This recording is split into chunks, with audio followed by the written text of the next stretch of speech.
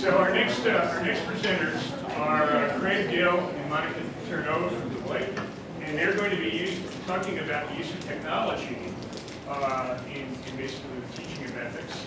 And I know for a fact that Deloitte is at the forefront of doing this, so they will have a lot to say about the topic. And without further ado, you're on.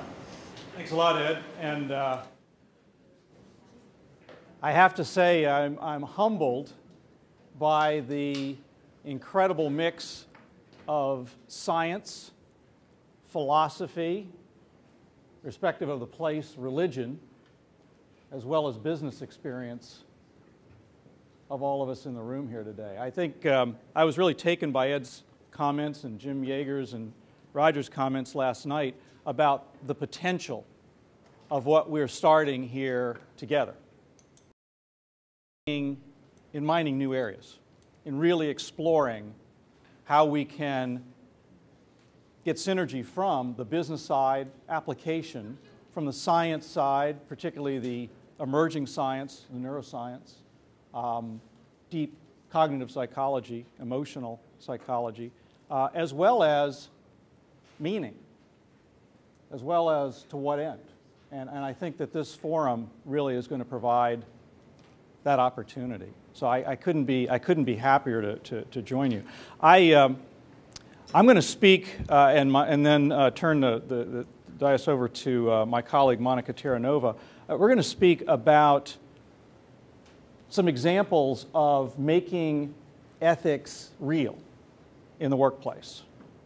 And I feel more comfortable speaking about that than about the science, because unlike some of the colleagues I'm privileged to work with, Dr. Susie Williams, Monica, and Bill and others in the learning field, I'm not a learning expert. I've been privileged to be able to work in this field for the last 15 years. But I'm a business person who's run P&L, who's run large organizations, and has faced some of these dilemmas.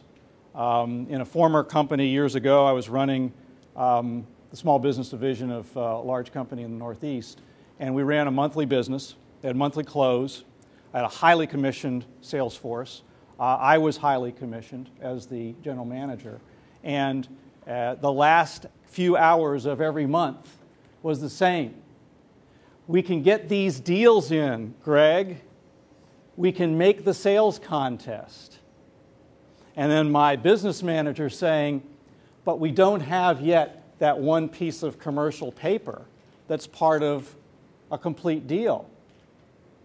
It was my job to decide when we pushed the button and when it was registered as a sale. The buck stopped with me. And I was incentivized in many ways to push that button. Of course, part of me needed to collect the money on the back end and avoid write-offs, so that's why the general manager. But I faced it. I ran that operation 48 months. And the way we talked about it is 48 month ends, because those were the moments of truth. And what we've talked about earlier, and Mary's talking about, those moments of truth, those consequences, are really where ethics matters, right? If there's nothing really at stake, ethics is easy. Years ago, I bought a motorcycle, and I lived in a state where you didn't have to wear a helmet.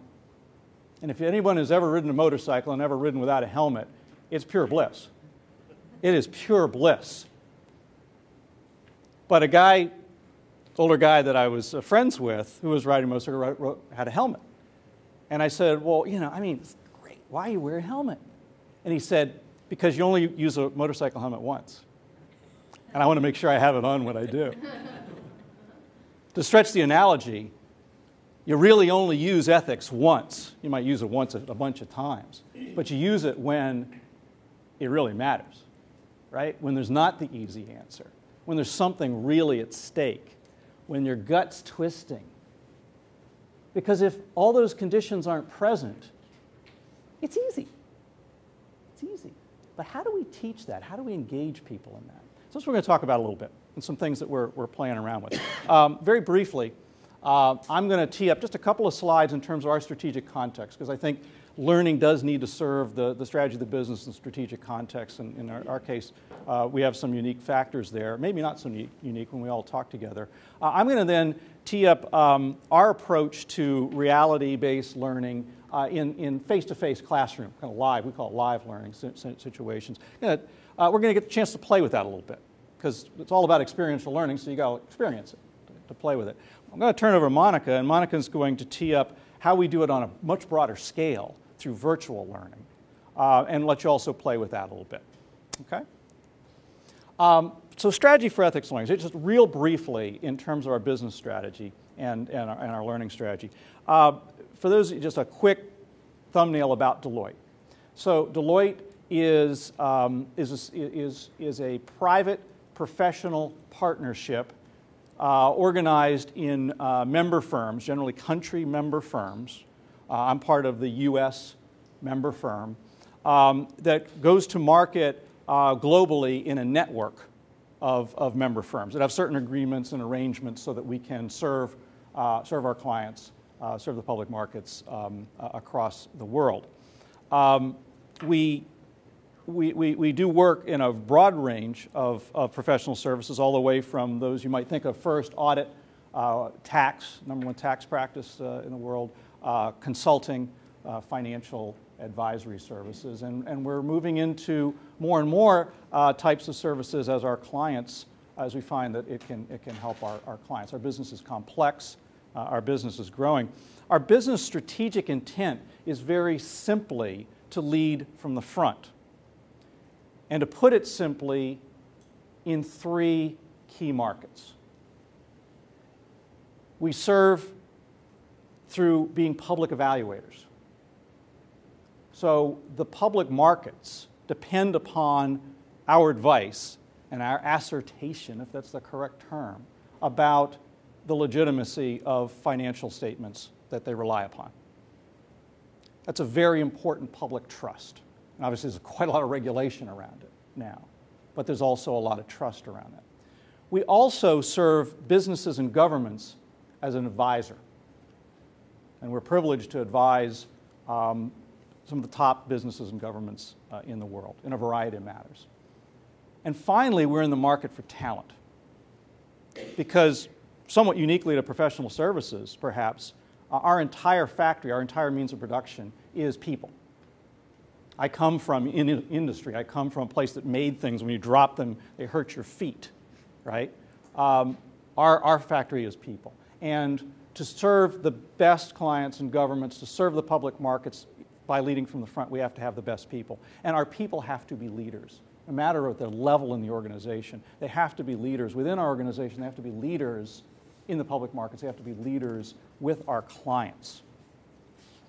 So our strategic intent is to lead from the front in those. No easy feat. Big assertion, no easy feat. I would argue what unites all of those, and essentially what unites our brand, is to be trustworthy and trusted. We obviously have to be trustworthy and trusted in the public markets. The consequence of not being trustworthy and trusted is catastrophic to people in businesses like ours, witness Arthur Andersen. We have to be trustworthy as business and governmental advisors. We have to be trustworthy with our talent. Our learning strategy, of which we've upended over the last 3 years, totally transformed our learning strategy, is to have our learning highly tuned towards our business strategy, towards the needs of our outside constituents, our inside constituents, so the public markets, our business clients, what they need from us, what our people need from us, to do so in an innovative and ultimately impactful way. And our proof is, do we make the needle move in terms of how those things work? Okay? So let me just advance. Our vision in regards to ethical leadership is pretty simple. If we think about a continuum from, say, compliance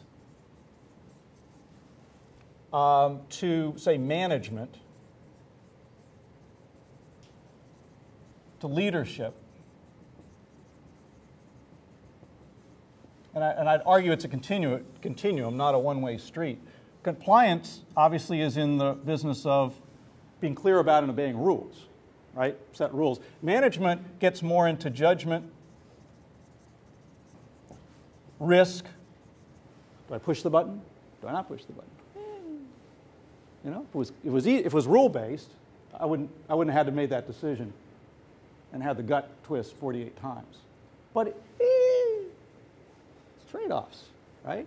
And then leadership really starts to get into the zone of context, meaning, creation, new spins, and something that you said earlier, Mary, that's very important, I believe, in this area of leadership, and that's courage.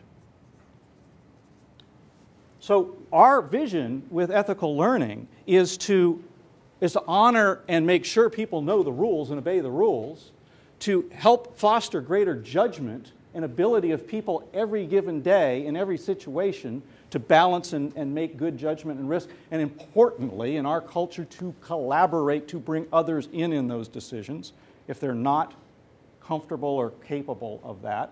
That's how we do work. That is our special sauce. And push into this area of ethical leadership where we help each person, and depending on their role in the organization or their role externally, work on the context, the meaning, creation, and courage in regards to this topic.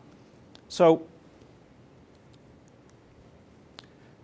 I mentioned about a learning strategy. Let me just take a minute around some of the things that we're dealing with that we have to accommodate to help our colleagues do better ethics in the world we live in. So a little bit about scale. The U.S. member firm that I'm part of is about 50,000 people right now. There's an interesting thing about the U.S. member firm. The people aren't all in the U.S. About 13,000 of those 50,000 are in India, or on any given day, maybe in any number of 40 countries delivering service. Some of those people in the U.S. firm, are increasingly becoming in Mexico. So one of the things about the member firms, because the world is getting more complex, our firm is getting more complex. As our firm gets more complex, we have more different types of people. And as we have more different types of people, we have more different types of contexts they come to the table with. A couple other quick facts about our business that are material in terms of how we do this learning. We are a highly mobile workforce. We're highly mobile in two ways. We're highly mobile in terms of the churn of the labor force. We're on track this year to hire about 18,000 people. 50,000 people, hire about 18,000 people.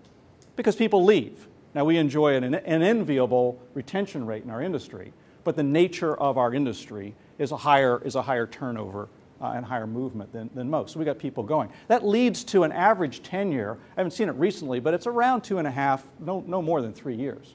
Average tenure of our folks, right? So you're starting to get a picture here of what's critical. Let me add one other fact to the mix. Our people don't typically work in an office with a boss and a set of colleagues every day.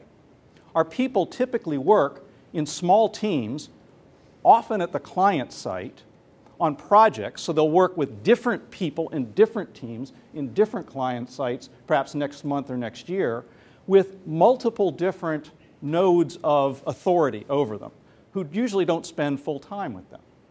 It's highly matrixed, highly mobile. So what does this all mean? This means that we have to instill compliance, management, and leadership in a holistic, embedded in our cultural way, because each person is going to be operating in any given day in very different environments in how they do their work, so that all our people need to have a common set of guideposts, a common set of capabilities, a common set of leadership acts to be able to operate as one. That's our challenge. So it's depth in terms of contextual leadership, and its scope in terms of the breadth and the churn of what we have to do in turnover. And so one of the things we've recognized also is that some of the learning approaches need to adapt. 3 years ago, 25% of our workforce were millennials. Now 48% of our workforce are millennials. Millennials are not totally different than you or I. Most of us, any of us here are millennials. But the learning, the social interaction, the technology utilization, the pace and patience of learning, the way people digest and work with each other is evolving very, very rapidly. And so to capture their attention, we've had to adopt some things that are frankly uncomfortable to people like myself in the baby boom and some of my partners who have learned in a different way and believe learning is a certain way. And there's some tension points, and we'll bring those out later because there's trade-offs in what we're doing, and we're going to be very transparent with you in terms of some of the lessons learned later and some of the trade-offs we've run into. But nonetheless, we've branched into gaming, simulation, social media. I just read this morning that Gartner named Deloitte as a leading practice in terms of what we've taken on in terms of social media education. And I'll be glad, anybody interested in that, I'll be glad to share that and the lessons learned with that offline. So with this as background, let me talk about our approach to, we call live learning, I guess as opposed to dead learning. Maybe we'll talk more about classroom. I'm going to just tee it up in terms of the context, and then we'll play. We'll play like we're in one of our classrooms. So first of all, we've changed a couple of things, a little bit. First of all, we've changed the classroom. Some of you may know, and I was speaking with some folks last night, we were really, really proud that we opened Deloitte University. No competitor to Notre Dame, but fine university in its own right. We opened Deloitte University. Official ribbon cutting was in October, so it's just been open about 3 months formally. It's an 800-bed facility in the northwest of Dallas, Texas. And there's roughly, Bill, correct me if I'm wrong, but roughly 35 classrooms per se in there, and there's a lot of other ways of working. When you walk in one of the classrooms at Deloitte University, what you wouldn't walk into is what you see here today. You would not walk into one screen in the front, the lectern, the sage on the stage, who will impart the knowledge and wisdom to you, the non-sages. Right? You wouldn't see that. What you'd see, I am disoriented when I walk in one of our classrooms. Because you walk in, you're not quite, there's no front of the room. There's 3 different screens. One's in a corner here, one's in a corner there, one's on the sidewall. There's something else. There's a whiteboard with a camera on it. There's tables. People are working. It's weird. It's weird. And yet, the people love it because it's meant to kind of replicate a kind of multimedia team room environment. What's more, the classroom and where we do our learning isn't just in there. All around Deloitte University, there's lots of little breakout rooms and team rooms. Why? Because that's how our people work. And what's more, that's also not what's in the classroom. And I'll show you with our scenario. So the whole point is we're trying to have people learn when they're together in environments of how they work together. Right? And we're trying to have them learn when they're alone in the kind of ways they typically will learn things or interact with people when they're alone. That's part and parcel and fundamental to the reality-based learning. Also, we've changed the who, the instructors. So because this is experiential learning, we've gone from teachers imparting information, dripping out the castor oil, to coaches and facilitators who unlock from others. And we have a very disciplined program, a certification program called Deloitte Faculty Excellence, where thousands of our generally more senior folks, partners, directors, senior managers, have been certified in facilitation and coaching in the 3 modes that we operate in: classroom learning, simulation learning, and virtual learning. And it's really paid dividends. Now, the major reason it's paid dividends is something Mary was talking about earlier. And this is what's come through loud and clear from people who've experienced this, is the time and attention of, I'll just pick on our partners, faculty, who spend a couple of days, maybe 3 days out of the marketplace, intensively, from morning through night, with small groups of folks. Generally they team teach, so generally we do teaming because it's uses a lot of you up, and we want people out there. The chance for our practitioners to practice things And it's, they're thrown in the pool, and they got to swim in a safe environment, but they practice things. And to hear the stories and to get the counsel from these partners and directors, that is like magic to them. That is like magic to them. And it's a way of going to scale with what's special about our culture, which is the apprenticeship culture, where people are really learning from each other in a lot of ways. So we've changed where people do this. We've changed who they do it with. So what do? All right. One of the things that we do is a multi-day simulation for our new managers. So manager is the first kind of leadership role in the firm. You come from being a very effective consultant to actually managing the work, managing a group of consultants on an engagement, managing the client interaction, managing the financials around that, and it's a big deal. And so we want to really bathe people in how do you be an effective manager in that environment? How do you be an effective leader? And so in a given day, the kinds of things that go on are meant to mimic what people do. So people receive email interruptions. Anybody here get email interruptions? Okay. They prepare for meetings. They work on deliverables. You got to get something out. You got to get an analysis out or a presentation out. We all do that. And in this case, they debrief for the day. So there's a lot of double loop learning on that. There's some people. They meet with people, and other partners and directors and senior managers act as cast members. So again, this is very intensive in terms of our time and attention. And they represent various people. You don't need to know all of our types of folks, but an engagement partner who works with the client and runs the engagement. A more junior staff person, we'll meet Jamie in a moment. But they deal with the client, Chris, and they deal with the other folks on the team. And then they have a lot of deliverables. We're going to focus in the next couple of minutes on preparing for a meeting and then responses to new leader support team dilemmas. Okay? So listen up because you get to play. Meet Jamie. Jamie is a sharp, hardworking, ambitious graduate of Notre Dame Business School, the fantastic Mendoza School of Business. Produces the best, right? She left about 9 months ago. And she's been out in the workplace. And Mike, you'll appreciate this. She's going to make partner in about 3 years. Because she's that good, right? We've all met Jamie. Jamie's terrific. She talks a mile a minute. She can't do enough. She's involved in social stuff. She's knocking it out of the park. You just took over as her project manager. So you just got airdropped into this project.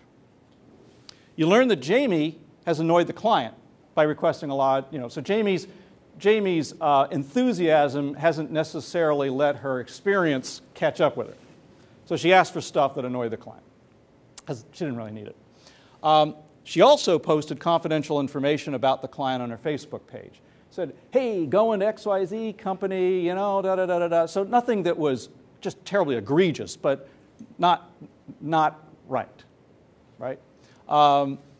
She has set up a meeting to introduce herself to you to help you out, to explain the client to you, right? Because she's that good. So that's her thought of what this meeting's going to be about, and she's unaware of all this stuff. One more thing. I said we do it how people work. You're not meeting Jamie face-to-face because Jamie works at a different client site than you're working at.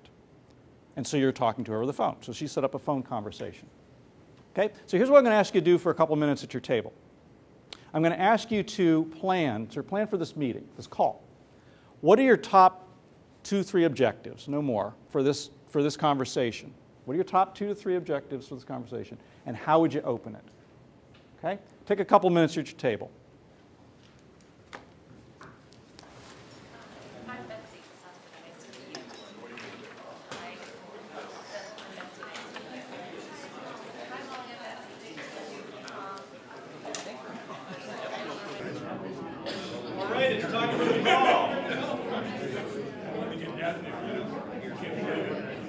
It's time for the call. Ring, ring. Ring, ring. Ring, ring. Ring, ring. Jamie's on the phone. Jamie's on the phone. Let me pull us all back. Because, of course, people never have as much time as they'd like to prepare. So just a few thoughts here. And I know it's a great conversation. A few thoughts here. What are some of the objectives? What are some of the objectives? Yeah. Establish a rapport. Why is that important?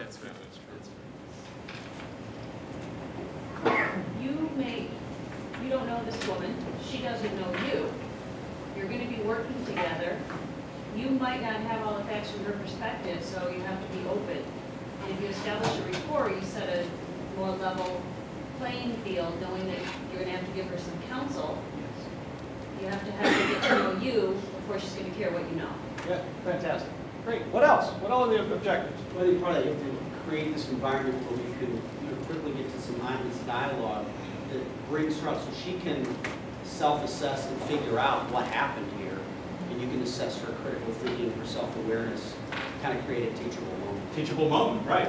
And the premise of relationship is foundational to that, right? If you have no relationship, how do you open for that? Excellent. Great. What else? What are the other objectives? Yeah, Mark. We talked about maintaining her enthusiasm. Maintaining it. Why is that important?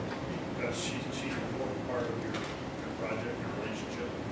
She's an important part of the project, part of the relationship. I mentioned about the turnover in our business and the folks and the top talent.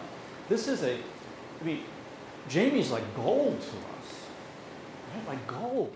And Jamie could probably go anywhere. So how we do this and how we do it in a way that enthuses Jamie and builds more relationship and builds more context of leadership is critical. Great, great. What else? Any other objectives we have? Client's perspective, helping her understand what the client is experiencing when she makes these types of requests, and walk in those shoes. Yeah. So give her the client's perspective. Provide more context. Right? You know, we often assume that people have, particularly junior people, have the same context we have in the business setting. Why would they? Why would they have that context? They have different contexts. Excellent, excellent, excellent objectives. Excellent. So how would you open? What are some openings that people liked? Yeah, the only thing I would say, the opening may depend on, back to the client's perspective, is the project manager's sole, one of the primary roles, I should say, primary responsibility is to make sure that the customer is happy, right? The right people are serving the customer. Yeah. Maybe first has to find out how annoyed is the customer. Are they so annoyed that she needs to come off the team? Yeah. So is this an idle chat, or is the client, right, heel tapping when you're pulling Jamie? Right. Right. And by the way, the client wanted them to pull Jamie, but they're dependent upon Jamie, or they're not going to be able to make their deliverable. Great. What else? What are some other openings, or how you might do an opening? Yeah, I think the way to open the situation, because it is a new relationship, is let her talk about the client experience first, rather than you jumping in with what you know, what you've heard from the client from others at the firm. It's a great opportunity to see where her mind is at, and let her frame and set the baseline for the discussion before you decide where you're going to take it. It serves two great purposes. The purpose you mentioned, plus the manager in this case just got airdropped in. Jamie's actually been with the client for 9 months. So she may have some subtleties that would be incredibly valuable for you. So I'm gonna stop it at this point, but I think you get a sense of the richness, and this is just one scenario. This is just one scenario. And then the debriefs that go on. I was Jamie, we use gender neutral words, and it was on the phone. So I was Jamie in a couple of these, and I was by my PC pretending to do IMs while the person was talking to me, really having fun with it. But then you give a debrief, and then there's the team. They work in small teams. The team gives debriefs of what they thought worked and didn't work, and there's all kinds of double loops that go on this stuff. It's incredibly rich. You all, by the way, get like A+ in terms of what you came up with. It's just terrific. Exactly the learning points. Exactly the learning points that we're trying to bring out. Yeah, I'm sorry if you're going to bring this Sure. up, but I'd be interested in how Deloitte handles the Facebook posting with all the millennials, and how you really educate those folks around, putting things on Facebook. Yeah. Obviously, they could read the policy and things like that. But I'm gonna suggest an aside. I mentioned earlier we have a whole social media course that's required because we were trying to address this issue, and that's what Gartner just recognized us for today. This is a big area for us. There's a whole lot, and Mike's got some things that he can add, but we might want to take that offline or when we talk a little bit later. It's a whole rich subject for all of us. But let me shift gears. First of all, let me just close with two other things. I mentioned the new leader support team. So another thing we're trying to foster, I mentioned earlier, was this common culture of ethical leadership, and intrinsic to our culture is a culture of collaboration. That where we get in trouble is where we try to Lone Ranger it. Where we are strong is where we are strong together. And so one of the things we inculcate just in the method, in the pedagogy, is we tell these folks that they are part of a new leader support team where new managers like them can write in with dilemmas and get advice from their peers. And so that gives us a vehicle to shove in ethical dilemmas. And this is one where I've been taking somebody, I've been working with clients in the commercial sector. You can't read about it. Working with clients in the commercial sector. Typically, I take them out to lunch, key project milestones. I'm now in the public sector. Is it okay for me to take the public sector governmental clients out to lunch? And so they work through that. They talk through that. They get advice. So it brings awareness up, and more importantly, it brings up the expectation and the norm of collaborating in groups and getting advice from your peers and this kind of thing. So in summary, we've got some early indications from the learners that this way of learning is really impacting them. I mean, they're just over the moon positive in terms of the classroom setting at Deloitte University, the work with the partners and coaches, and the nature of how, what they keep saying is, this is just like my job. This is so real. This is great. This was terrific. So we'll see then how it hits in terms of the organization. We believe that by injecting ethics and ethical leadership in everything we do, it will ultimately permeate our culture of ethical leadership. But there's a lot of indicators we have to see downstream in terms of is that showing up? And we have ways of getting those indicators. But I want to switch gears and turn things over to Monica, because as I mentioned before, live learning is great, and it's important in certain things, particularly milestones, people learning to do new things. But it is not able to scale as ubiquitously, as cost-effectively, and as globally as we need. So we have other ways of learning as well, and we'll go with that. I just want to make sure your technology is on here. Oh, the volume? Yes. Okay. I need volume in a minute. Okay, Great. Thank you, Craig. And so as Craig said, we do have to scale, and so we have not only the live learning simulations that reach people at their milestone of promotion kinds of events. Like this year, we put 3,000 people through the new manager, and about 900 or 1,000 people through new senior manager. But in an organization of 55,000, that's touching small pockets of the organization. So another approach that we use is e-learning for our mandatory requirements. And we do a lot of e-learning we've started to do e-learning simulations that I think are interesting from an ethics perspective. So how they work. We basically try to set them up so that we can, in a virtual environment, put people into, again, kind of realistic situations. So we're out there developing some branching dialogues where we're giving people choices. So it's not a particular straight run thread, but they have options. And it's really important that those options can be viable. So it's not that we give them necessarily a right and a wrong choice, although there kind of is a right and a wrong choice, but they're very similar to each other so that they really have to kind of pull in some judgment about, which thing really kind of makes sense to me. And then when they make some judgments that maybe aren't exactly what we would want them to make, we're providing coaching. So in this particular course that we'll see here in a minute come demonstrate live, we have Dr. Andrea Prodicus, and she works at the Deloitte Ethics Lab. And when you make a choice that maybe isn't quite as on target as we would like, Dr. Prodicus will come up and provide some coaching to you and kind of give you some information about how to look at this situation slightly differently, what we would want from you. And then many of the courses that are in this realm really kind of have this look and feel of a video game. So as Craig mentioned earlier, really appeals to the millennial generation. They can kind of inserts them into the environment. So I'd like really quickly to switch gears here just a second and take you to the course.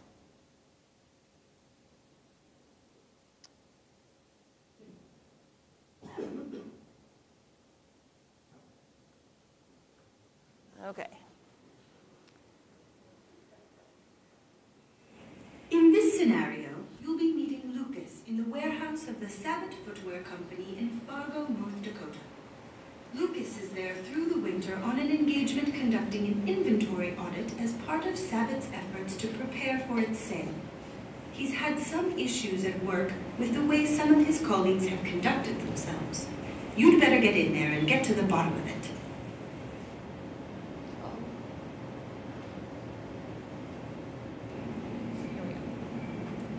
Okay, so now the learner is really put into this situation. So Dr. Prodicus set the context for us, and now we're going to go meet Lucas here after we get a little tour of the warehouse where he's located. And so we have two options here to start the conversation. Some options, again, are kind of neutral. We can choose either option. Some of them, again, kind of are one's more preferable over the other. So let me pick on somebody. Greg, option 1 or option 2? What's your pleasure? Option 1. Option 1. Yeah, very funny. I could do without the hat, frankly. What's on your mind? So we're going to ask Lucas how he ended up out here. Well, my nightmare started when I was assigned to the VSP Inc. engagement. The client loved our work, but boy, was it a toxic team. I found out later that I must have been the only person at the organization who didn't know about it. Talk about being the third wheel. No one has lasted for more than 6 months with that team. So again, some of these with only one question are just helping us to kind of peel away the layers of the onion here. 2 words, Eric and Jake. College buds, fraternity brothers, you get the picture. So my first day on the job, they go out to happy hour. Nothing wrong with that, of course, everyone needs a break. The trouble is, it turned out that this was a regular couple of times a week thing that also included weekend golf outings and poker games. Wouldn't have bothered me so much, but they pulled PPDs, other colleagues, and sometimes even clients into their gatherings, and I was completely cut out. There was no way for me to get into their inner circle to enhance my network and advance my career. And back at the client site, they always talked openly about what a blast they had and the great exposure they got to the PPDs and clients. They made themselves the chosen ones and decided who was in and who was out. And I ended up on the outside looking in. And so in this course along the way, we have what we call a journal. And right before you come up to some critical choices, the journal will open for you and kind of give you a little bit of information. So here we're talking about diversity and inclusion, which is a really important value at Deloitte. And Eric and Jake are violating that, essentially, by their excluding the other team members from some of their events. And so we give them a little bit of a hint, if you will, as to what they ought to be thinking about as they move to the next choice. Let's see here. Chris, do you want to pick a choice here? So we've got activities on the outside of the office, what they were doing has no bearing on what happens at work, or, Eric and Jake should have been more inclusive in their work environment. That's choice 2. Good choice. I happen to know that is the right choice. You're right. It certainly didn't feel inclusive to me. I tried not to let it bother me too much, but the whole eating hours debacle really rubbed salt in the wound. I mean, so there I am minding my own business and doing my job, and Eric comes over and tells me to charge only 40 hours per week to the project and eat the rest of my time. So this spoke to something that Mary kind of mentioned earlier about what she was seeing in some of her research, where people are asked to not charge as many hours as they're working or whatever. That is something that does come up at Deloitte. And so again, we raise that kind of dilemma and provide some information about what our policy says, what we're supposed to do, and how to handle that. I have to scroll through it all to get through. And then we have another choice. So Blair, I know you're far back there, but I'll let you make the next choice. So option one is, it's important for us to be flexible on how we allocate our time. Eric had a good reason for asking you to do that. Or, no way, you didn't do it, did you? Option two. You guys are really good. It's going to be hard. I'm going to have to pick a wrong option so you can see Well, the that's the question. thing. I thought that everyone did it. I wasn't sure what to do. So here we can either, the two kind of viable options, sometimes what happens in our culture, although it's not 100% the right thing, is that people will set up a separate charge code, if you will, for those extra hours that you're not charging to the client. So some people might see that as a viable option. If you got to at least charge them somewhere rather than not report them at all, that might be okay. In option two, you have to report your hours correctly in all instances. So I'm going to go with option one just to show you what happens. You get a little ding sound. All time related to a certain client must be charged to the specific client charge code without regard to the engagement budget, the perceived value of the time to the client, or whether such hours will be subsequently billed. Charging hours spent on client service work to PRD is also considered eating hours and not in line with our policy. So she provides you a little feedback, and then you go back to that choice again, and you're able to make a choice, and hopefully this time maybe the better choice. Yeah, Jessica? Yeah, I was just curious, are there responses being reported then? No, we don't Okay. really for, well, one, it would make the programming really complex, although we do have some reporting that may allow us to figure that out, but we'd really have to mine the data for it. And two, just for privacy reasons, we're tracking their results on their final exam, but not the data that happens within the context of the course.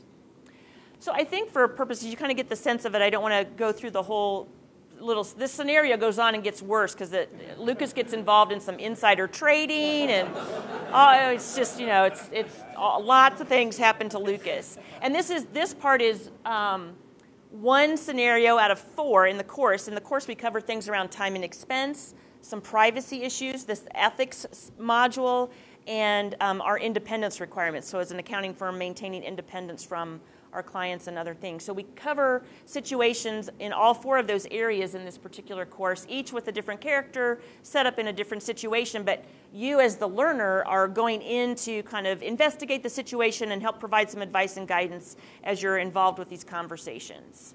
Yeah, Mary. Is the user allowed to go back and choose another answer just to see how it plays out? If you make the correct choice, then no, but if you're making the less preferable choice, then yes, you cycle back and you get to reconsider your answers. So then would you learn more if you were wrong more? Potentially, yes. Feedback from your team members on if you can analyze and see how this is being received by different demographic groups in your population. Yes. It's funny because I just had a conversation about doing something like this yesterday with our learning and development people, and they're like, no, not here. So I'm just curious. So yes, and so that's something that I'll talk about. That's actually kind of next on my list here. So some lessons learned from doing things like this, because it is kind of a double-edged sword. We get some really good feedback that the simulation is really engaging and memorable. People, I think particularly our millennials, are giving us very positive feedback that this is very engaging. It impacts their behavior to some extent. I mean, like they get it and they're immersed in the experience.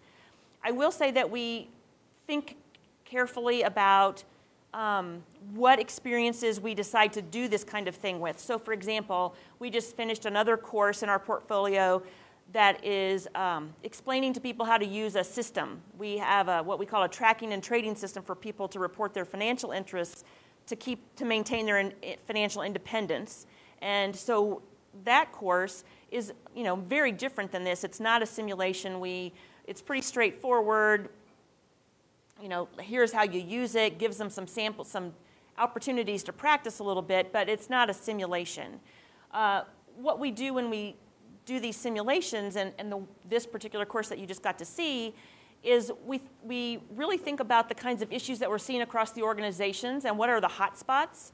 So what do we see people doing that are reported through our integrity helpline and whatnot, and try and build those things into the scenario so that we can reinforce messages about particular things that we're seeing, the themes that we're seeing come out in some of the issues that we're experiencing, and drive it that way.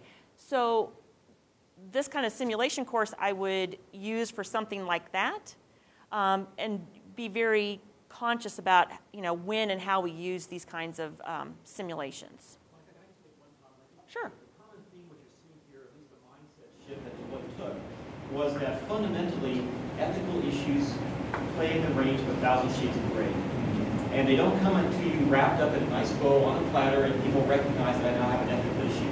They come at you as part of your business day and they're camouflaged and cloaked in other things. And so what we're trying to do through the live simulations, through these types of e-learnings, is really try to present them in the normal context that you would receive them in. You actually peel back the layers of the onion to even get to the point of having a discussion and recognizing this is ethical, so that then you can apply your voice and use some of the other tools that will teach you. So that's really at the heart of what we're trying to do here, is really put it in the context of your day-to-day business environment. Exactly. So some other lessons learned. In this particular course, I didn't get a chance to show you, but at the beginning of each scenario, Dr. Andrea walks to a new hallway. There's 4 hallways for the 4 scenarios, and she walks to the hallways and then gives you that little opening introduction about what the situation is. And you follow her with your avatar. At the beginning of the course, you pick an avatar. We just have a male and a female. You don't get to create your own. But we have had mountains of feedback that, you know, walking that avatar was a huge waste of time. And people will say it wasted 20 minutes of their time in the course. In all honesty, the actual walking time is probably 2 to 3 minutes at the most between the 4 scenarios, probably more like 2. But just the perception that I'm doing something that's not adding value. And we actually gave people an option to skip the walking, but you wouldn't believe how many people didn't know that there was a little button that could skip the walking. And so we've gotten a lot of feedback from that. And next time, if I built a course like this again, no walking. No other kinds of gimmicks. You know, the little gimmick kind of things that replicate the video game, you know, don't add that much value to the course. And then the video game format and the video game format for e-learning is not for everyone. We again have mountains of feedback from our boomer generation that that they didn't like this approach, that they felt it dumbed it down for them. You know, really didn't prefer to learn this way. So a real schism there, and what I might do again in the future is develop something in this kind of a format for the millennials and think about designing something that had similar content for you know, the boomer generation and provide people those options. I mean, I did get some feedback from boomers that they thought it was really fun and found it engaging, but the overall reaction was that it wasn't well received in that regard. And then, sure. One of the things that Deloitte deals with, and I'm sure many of you do, is because we have 4 different generations working side by side, and the flow into our organization at 18,000 new hires a year is really moving quickly to the younger millennials, just because of the way the numbers work.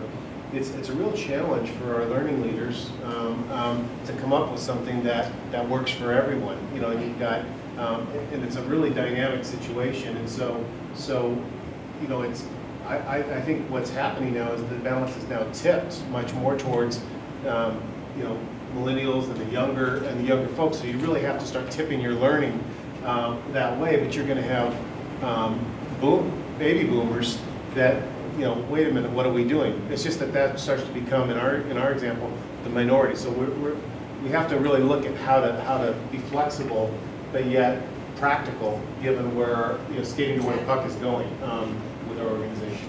Exactly. Thank you, Jim. And so some other things to consider using avatars versus video, because you could do a simulation using the video as well. And I remember a conversation last night with you, Ed, about the impact of video. And so in general, though, I find that video is maybe a little bit more expensive, so I have a really limited budget. And so we've tended to go in a couple of our courses with the avatars because it provides more flexibility to create different scenes. It takes less time from a development perspective to create those. You still have to do the voiceovers, but you're not dragging cameras somewhere and setting up for a 1 or 2 day video shoot and whatnot. So we use both, but the last couple of courses we've done more with avatars and find that it's a pretty effective method. Again, although we've gotten a lot of feedback from folks sometimes that the avatars can seem more cartoonish and things like that, so they don't tune into it as much. And then we've also used some gaming features, and I think sometimes they can be effective, but you have to be very careful about it. So in the Quality Imperative course, after we finish with the little back and forth with Lucas, you're also presented with some puzzles that are represented down here. And when you figure out the puzzle, it has some little words, a little thing for you to read, and behind that, some additional guidance related to that particular situation. We did provide a little red button down here, skip puzzle, so that if somebody wasn't interested in doing the puzzle, they would still get the information. So again, providing flexibility in those mini games. And we use these mini games because we had some things that didn't fit in the context of the scenarios that we still wanted to get across. So this was a more interactive way to do that. And then again, you can see there, this is one of the scenes where, on the far right there, where Dr. Andrea is heading off to one of the hallways, and your avatar is getting ready to walk, and the little arrows, kind of pointing the way to walk. And again, really thinking about those kind of features and whether you need them or not to add value to the game. And then the other consideration and thing that we've learned is around bandwidth. So these courses that are built this way typically will require quite a bit of bandwidth. We actually did develop a low bandwidth version that was it was very flat in my opinion, where you still got the same choices, but you didn't have any of the animation or anything like that. For people that were working remotely from hotels or client sites that didn't have high bandwidth options. And even with the high bandwidth, even if you were in a good location, sometimes the course would get hung up on people and cause some technical glitches. So you really have to think about the infrastructure that you have to support the course and whether or not you can do those kinds of things on a widespread basis. And so with that, I think that covers me on the e-learning simulations. And if we have, Adam, do we have any time for Q&A, or should we hold that till later in the day? I would probably choose option 2. Okay, perfect. We're good then. Thank you. Thank you.